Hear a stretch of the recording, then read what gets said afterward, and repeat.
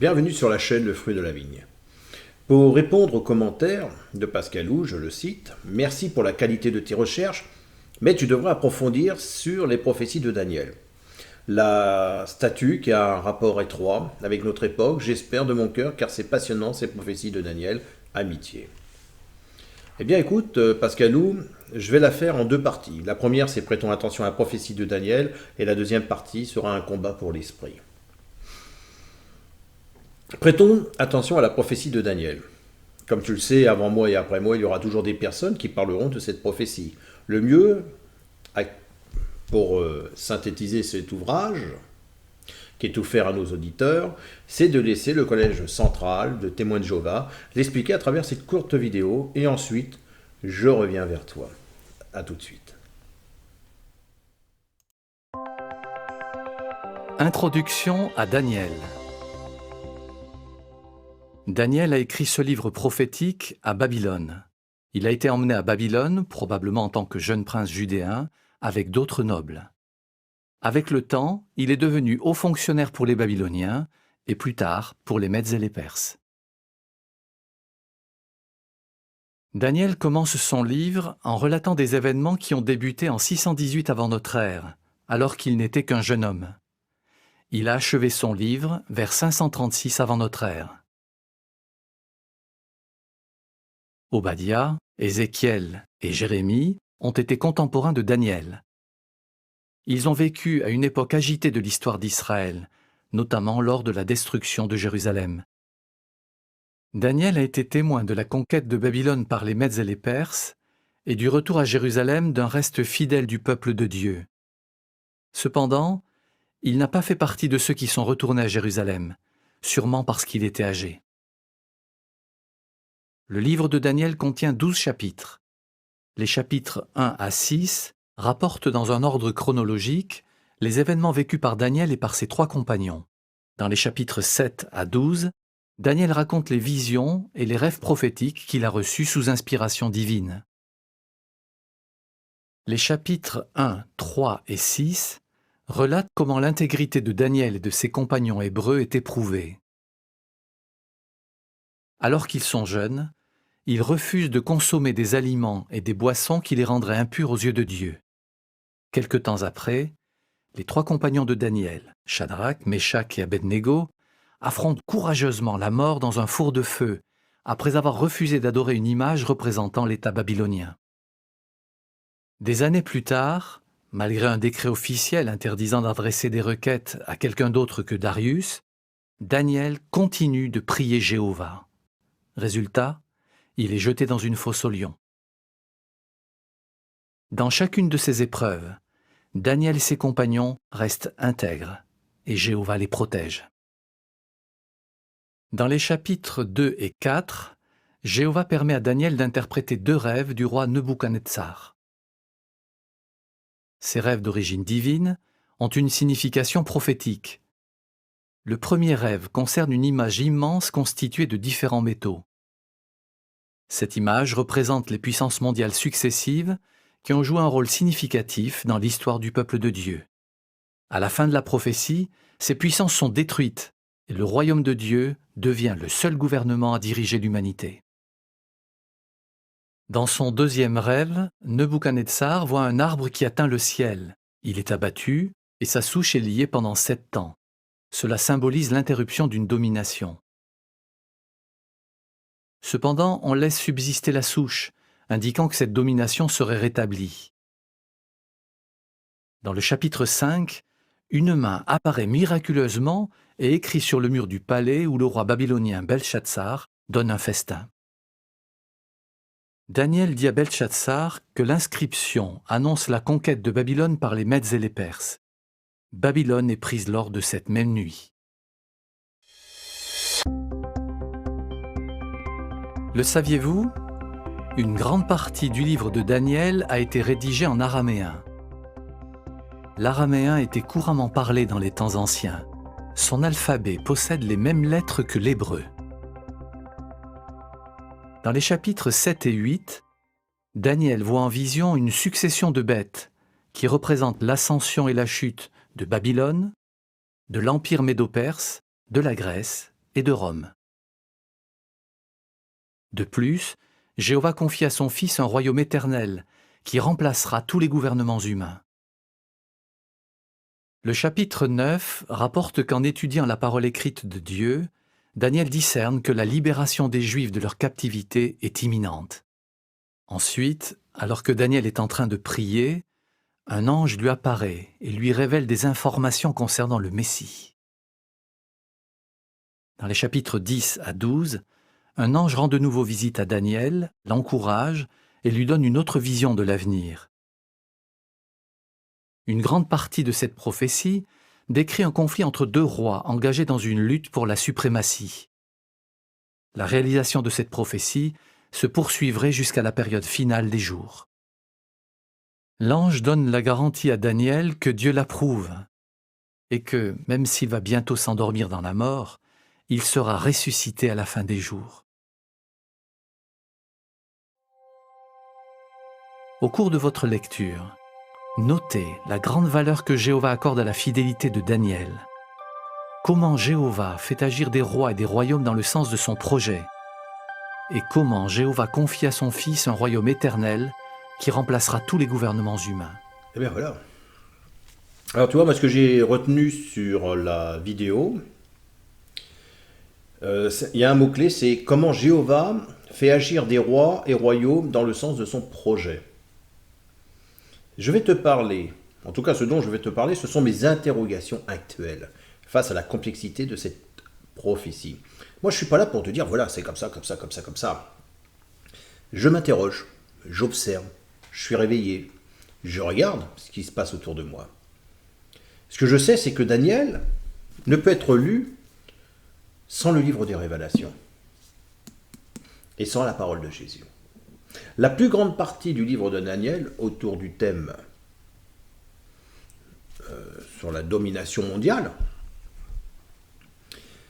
et non nationale. C'est pour cela que le nationalisme aujourd'hui est combattu dans tous les pays afin de créer le monde nouveau de demain, un sujet qui est au centre des préoccupations aujourd'hui. Nebuchadnezzar, ou Nabuchodonosor, roi de Babylone, fut l'un des monarques païens, on peut dire, les plus notoires du livre des livres. Il aurait été nocif au peuple de Dieu en renversant la nation de Juda, qui était une nation de rois d'où viendrait par la suite le Christ, en détruisant le temple et en emmenant captifs à Babylone un certain nombre de Juifs. Alors, ce qui nous concerne, c'est ces jeunes, Daniel, Anania, Michaël et Azaria. Donc, pour comprendre cette prophétie, je vais tenir compte de la parole de Jésus. Et oui, parce qu'à l'heure d'aujourd'hui, je dois tenir compte des saintes écritures, du monde nouveau, des écritures actuelles, et non plus revenir sur la Torah. En fait, il va falloir que j'interprète un petit peu les deux côtés, les deux sens, les deux directions.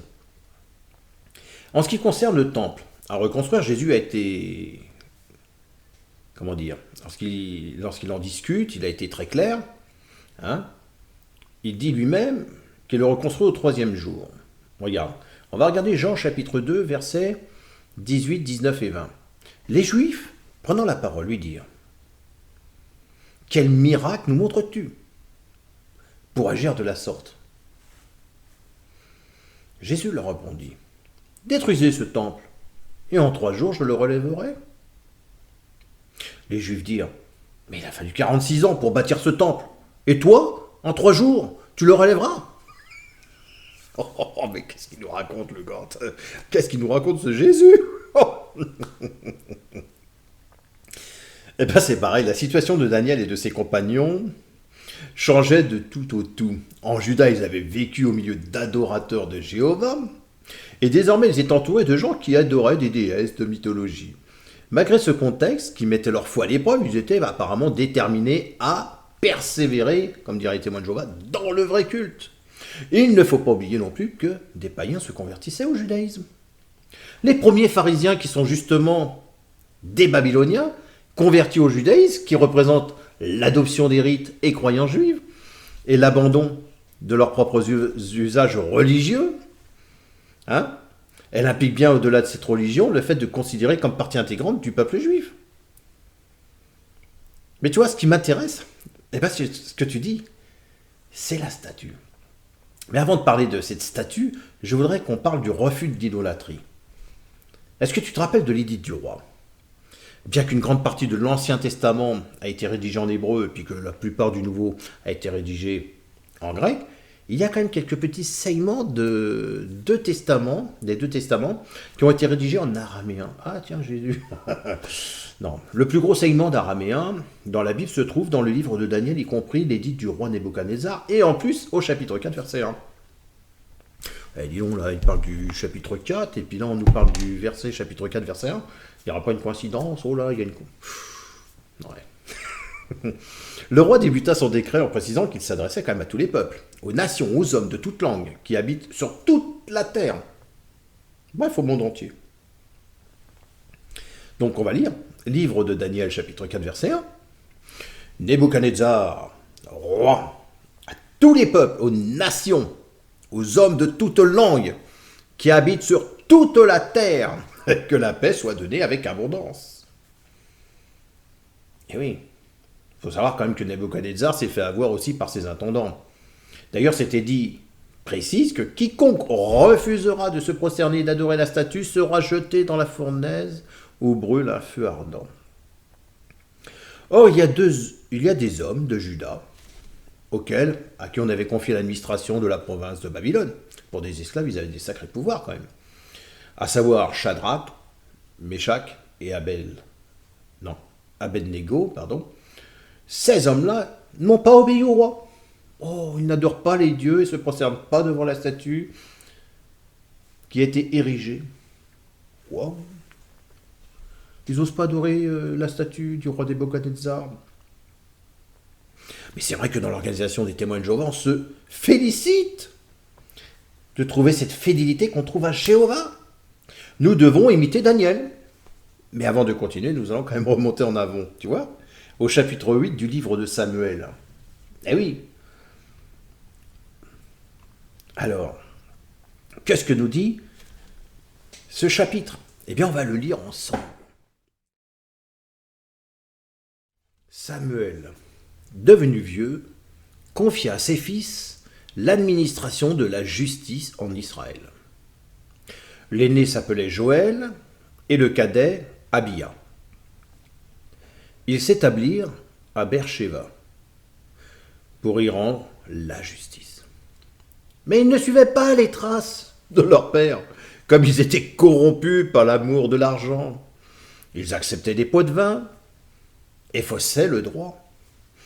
C'est pourquoi tous les responsables d'Israël se réunirent auprès de Samuel à Rama.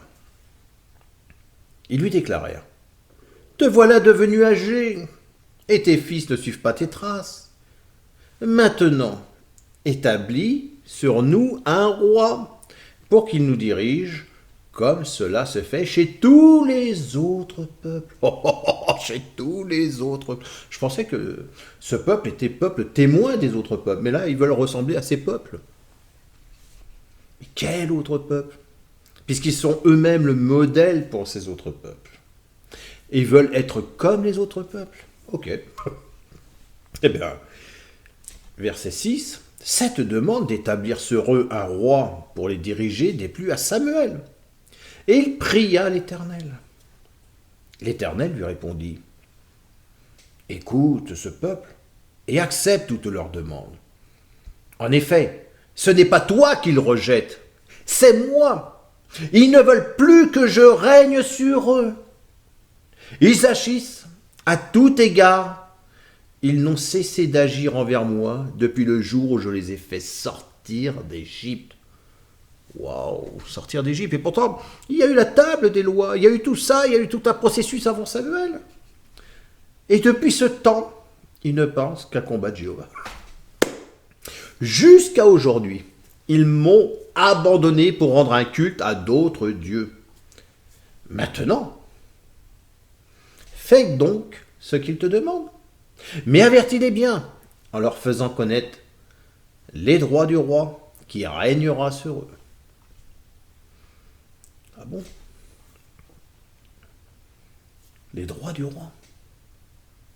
Oh, oh. Eh bien, continuons avec le verset 10. Samuel rapporta au peuple, qui lui demandait un roi, toutes les paroles de l'Éternel. Il leur dit, voilà quels seront les droits du roi qui régnera sur vous. Il prendra vos fils pour en faire des soldats, ses soldats, et les affectera au service de ses chars de guerre et de ses chevaux, et ils auront à courir devant son char personnel. Il choisira certains parmi eux pour en faire des officiers commandants de milliers et de cinquantaines. Il en prendra d'autres pour labourer ses champs et récolter ses moissons, ou pour fabriquer ses armes et l'équipement de ses chars. Il prendra vos filles comme parfumeuses, cuisinières et boulangères. Il prendra vos champs, vos vignes et vos meilleurs oliviers pour les donner à ses hauts fonctionnaires. Il prélèvera une redevance de 10% sur les produits de vos champs et de vos vignes, et il la distribuera à ses courtisans et ses hauts fonctionnaires. C'est à ça que ça sert nos 10% quand je les donne à quelqu'un, pour les distribuer autrement que pour nous. Il prendra vos serviteurs, vos servantes, et vos jeunes gens vigoureux, et même vos ânes. Il s'en servira pour ses propres travaux. Il prélèvera une bête sur 10 dans vos troupeaux, et vous deviendrez ses serviteurs. Ce jour-là, vous vous lamenterez à cause du roi que vous aurez choisi. Mais l'Éternel ne vous écoutera pas. Le peuple refusa de tenir compte des avertissements de Samuel. Les Israélites insistèrent en déclarant « Qu'importe, nous voulons quand même un roi. Nous voulons, nous aussi, être dirigés comme tous les autres peuples. Notre roi rendra la justice parmi nous et prendra notre commandement pour nous mener au combat. Allez, Jéhovah, Jésus, nous, on peut se servir, on n'a pas besoin de toi. Casse-toi, vas-y, laisse-nous faire. Wallah. » Non, je plaisante.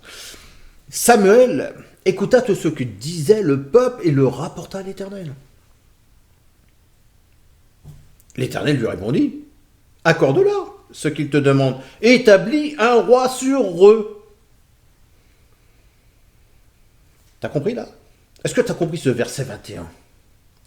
Accorde-leur ce qu'ils demandent et établis un roi sur eux. T'écoutes? Il ne dit pas établis un roi parmi eux, mais établis un roi sur eux. Les institutions, c'est pas toi qui les décides, c'est tes dirigeants. Puis Samuel dit aux gens d'Israël, que chacun retourne dans sa ville. Tu vois, Pascalou? Eh bien, que dire? Ce peuple choisi. Ils sont comme tous les peuples d'aujourd'hui. Ils grincent des dents devant les institutions. Ils ne sont jamais satisfaits des lois élaborées pour la société. Pourtant, des lois sont communes, puisqu'on s'inscrit dans cette vie de vouloir défendre le plus faible, de pouvoir profiter de ces lois et de les amener collectivement, ensemble, pour pouvoir amener un monde meilleur. Et non, le peuple d'Israël, quoi qu'on en dise, a bien été reçu. On est loin d'avoir des esclaves. D'ailleurs, Jésus le rappelle. Regarde Romains 13. Regarde Romains 13, Romains 13, chapitre 13, verset 1, pardon, excuse-moi. Tu vois, je suis tellement troublé que ça me... je suis à côté de la plaque. Que toute personne soit soumise aux autorités supérieures. Car il n'y a point d'autorité qui ne vienne de Dieu. Et les autorités qui existent ont été instituées de Dieu. C'est pourquoi celui qui s'oppose à l'autorité résiste à l'ordre que Dieu a établi. Et ceux qui résistent attireront sur eux une condamnation. Arrête d'être contre les lois, d'être contre quel que soit ce que toi tu désires. C'est le code qui s'applique. Code pénal, code civil. Eh oui, aujourd'hui, il y a la Covid-19. Eh bien, tout est loi, tout est norme, tout est décret. La norme sanitaire nous met à des barrières sanitaires. Je suis contre les barrières. Je suis contre aussi. Oh. Ah oui. Nous choisissons ensemble, nous les peuples, nous choisissons ensemble dans une société. Juste avant, Jésus dira en Romains 13, regarde, verset 6 du chapitre 13. C'est aussi pour cela que vous payez des impôts, en tout cas les impôts, car les magistrats sont des ministres de Dieu, entièrement appliqués à cette fonction. Rendez à tous ce qui leur est dû. L'impôt à qui vous devez l'impôt, le tribut à qui vous devez le tribut, la crainte à qui vous devez la crainte, l'honneur à qui vous devez l'honneur. Oh là, je vais toucher un point important. Oh là là là, je vais me mettre des gens à dos. Je vais me mettre des gens à dos. Pourquoi ? Jésus nous demande d'appliquer ce que nous avons voulu, non pas ce que lui n'a fait que t'écouter. Toi, tu veux ça, bon, ok, on va voir ce que ça donne.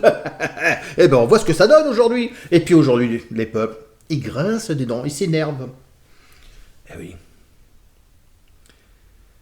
Tu sais à quoi que ça me fait penser ? Je vais te dire franchement. Tu vois, Pascalou, je vais te dire franchement. Alors, je suis pas énervé, je suis pas en colère, c'est parce que j'ai de l'enthousiasme, du zèle, pardon. Et c'est pour ça que des fois, je mâche mes mots, parce que, tu sais, moi, je débute plus vite en parole que je pense. Eh bien, tout ça, ça me fait penser les grenouilles qui demandent un roi. Les grenouilles qui demandent un roi. Eh bien, nous allons voir cette courte vidéo et je reviens tout de suite derrière. La fable du jour. Les grenouilles qui demandent un roi. Dans Les grenouilles qui demandent un roi, La Fontaine poursuit son analyse politique. Le peuple doit avoir la sagesse de se satisfaire du pouvoir en place. Vouloir en changer, c'est risquer de trouver pire. Les grenouilles, se lassant de l'état démocratique par leurs clameurs, fit tant que Jupin les soumit au pouvoir monarchique. Il leur tomba du ciel un roi tout pacifique. Ce roi fit toutefois un tel bruit en tombant que la jante marécageuse, jante fort sotte et fort peureuse, s'alla cracher sous les eaux, dans les joncs, dans les roseaux, dans les trous du marécage, sans oser de longtemps regarder au visage celui qu'elle croyait être un géant nouveau.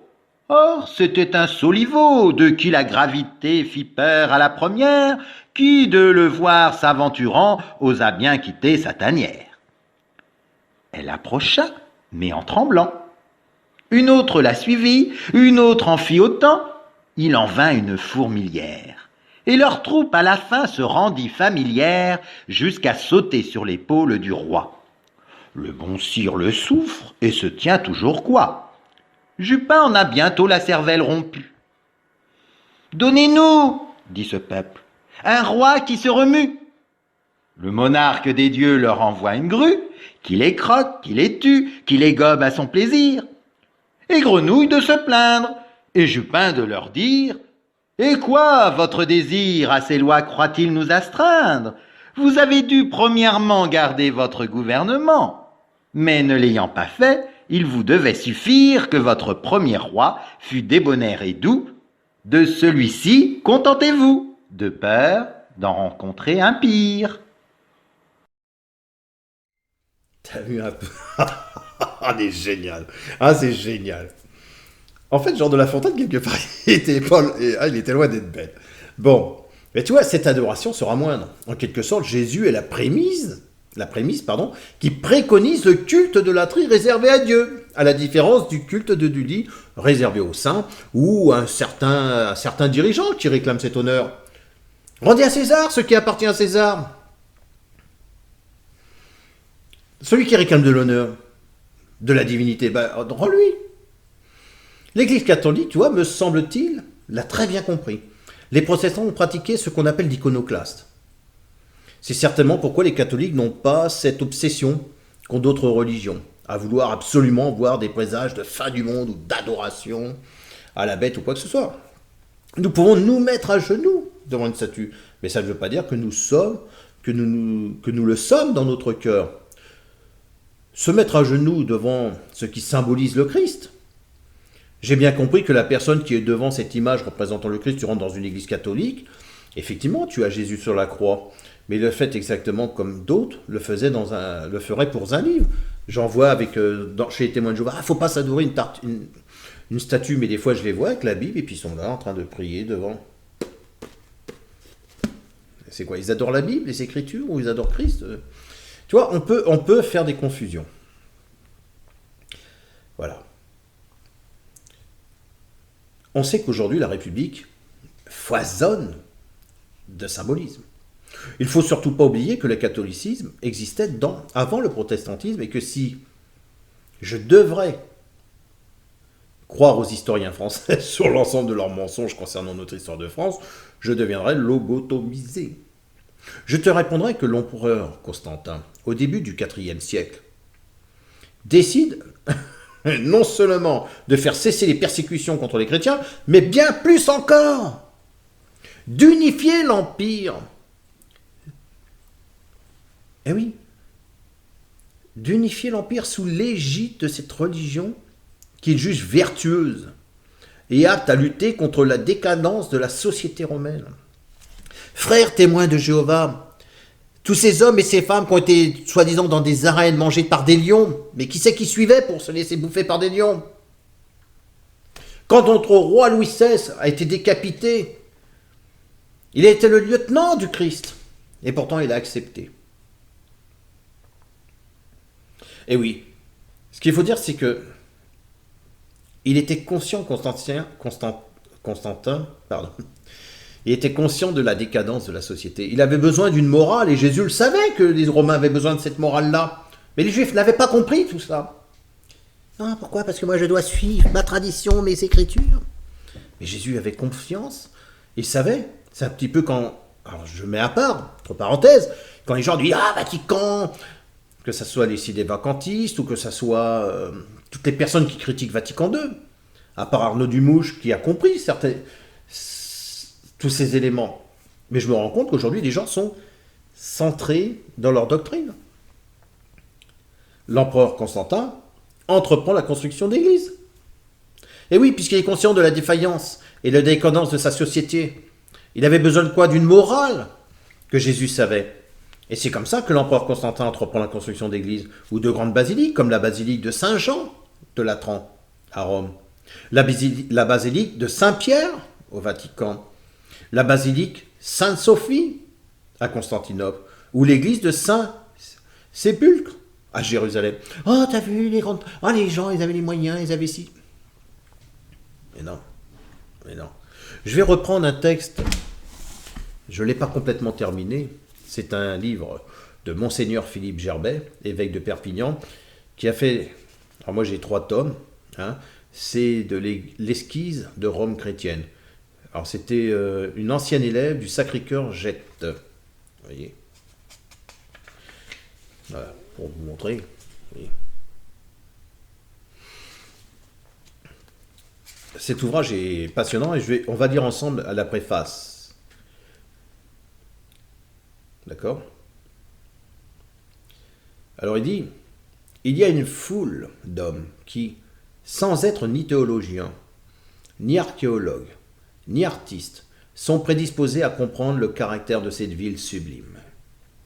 Cette classe de lecteurs se comporte, du reste, d'éléments très divers.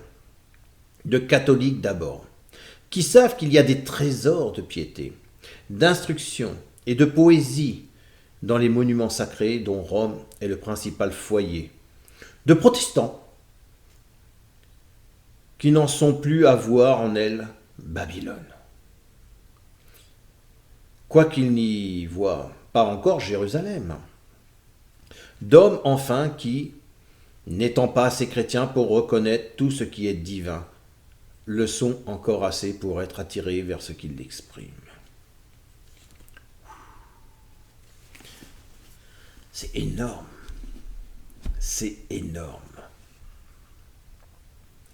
Tu te rends même pas compte de ce qu'il vient de dire dans ce texte. C'est énorme. Tu sais à quoi que, quand j'ai lu ce texte, comment dire, ça m'a ramené à l'apôtre Paul. On va regarder ensemble, tiens. D'ailleurs, Paul lui-même, lorsqu'il s'adresse à Athènes, parle du Dieu sans nom. te rappelles, Paul a un thème, Actes, chapitre 17, versets 16 à 23. Paul, debout au milieu de l'aréopage, fit ce discours. Athéniens, je peux observer que vous êtes, en toutes choses, des hommes particulièrement religieux. En effet, en me promenant et en observant vos monuments sacrés, j'ai même trouvé un autel avec cette inscription au Dieu inconnu.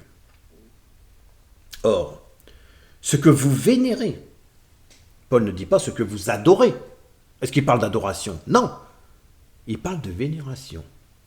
Or, ce que vous vénérez, sans le connaître, voilà ce que moi, je viens vous annoncer.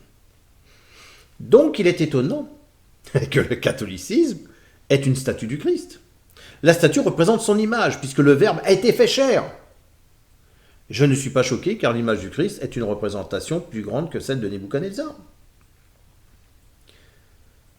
Le rêve de cette statue représentant Nebuchadnezzar est la même que celle qu'il a mis en place, avec la différence que celle-ci n'est plus complètement d'or. Elle est faite de matières différentes, pour lui rappeler que d'autres aussi sont remplis d'orgueil. Eh oui, si ce n'est de l'orgueil, il y en a qui en ont plus que lui. Avec une grande puissance, prendront le pouvoir et lui succédera. Mais alors, qu'est-ce qui est dans ce décret de Nebuchadnezzar qui peut être aussi important qu'on l'ait inclus dans la Bible, afin de ne pas l'oublier, y compris dans le passage de ce livre de Daniel, qui est d'inspiration divine et utile, n'est-ce pas ce que nous dit l'apôtre Paul dans sa deuxième lettre au Timothée, chapitre 3, verset 16. Toute l'écriture est inspirée par Dieu. Elle est utile pour enseigner, dénoncer le mal, éduquer dans la justice, mais avant tout, redresser. C'est ce qu'a fait Jésus, il a redressé. Il a compris, Jésus. Mais nous, qu'est-ce qu'on comprend?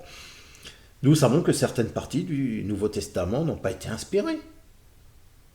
Puisque Jésus lui-même est descendu nous livrer son message. Il est là lui-même la parole. Il est lui-même la vérité. Alors pourquoi tu ne l'écoutes pas, cette vérité, quand il te dit de te soumettre aux autorités? Aucun humain ne peut faire de la terre le paradis que Dieu voulait qu'elle soit. Mais, pour reprendre les propos de Georges Brassens, la seule révolution possible, c'est pas d'apprendre la boxe et de tuer des gens, c'est d'essayer de s'améliorer soi-même, en espérant que les autres fassent la même démarche. Le monde irait mieux alors. Eh bien, nous sommes loin du compte. Voilà ce que nous demande Jésus. Revenons à Paul. Si toute écriture est inspirée de Dieu, pourtant, comment se fait-il qu'au paragraphe 29, alors est-ce que je l'ai? Paragraphe 29. Ah oui, c'est ça quand je fais à moitié du texte et du direct. Pourquoi se fait-il qu'au paragraphe 29 de la page 28? Ah ben voilà, il faut que j'aille à la page 28.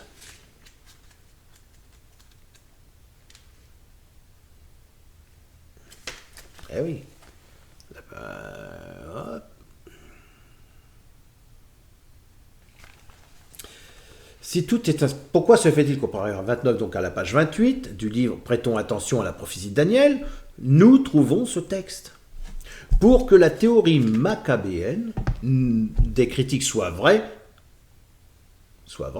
il faudrait donc que l'une ou l'autre des propositions suivantes soit vraie. Soit Jésus fut trompé par cette fiction, on enlève ce livre, c'est une fiction, soit il ne prononça jamais les paroles que Matthieu cite. Selon Matthieu 24, 15, quand donc vous verrez que la chose répugnante qui cause la dévastation, celle dont le prophète Daniel a parlé, est dans un lieu saint, que le lecteur fasse preuve de discernement. Alors pourquoi avoir retiré les livres de Maccabée? Au IIe siècle avant Jésus-Christ, des juifs pieux s'opposèrent aux envahisseurs grecs de la Judée et aux impies qui collaboraient avec les Grecs. Chronique de cette révolte, dit au Maccabée qui fut fratricide.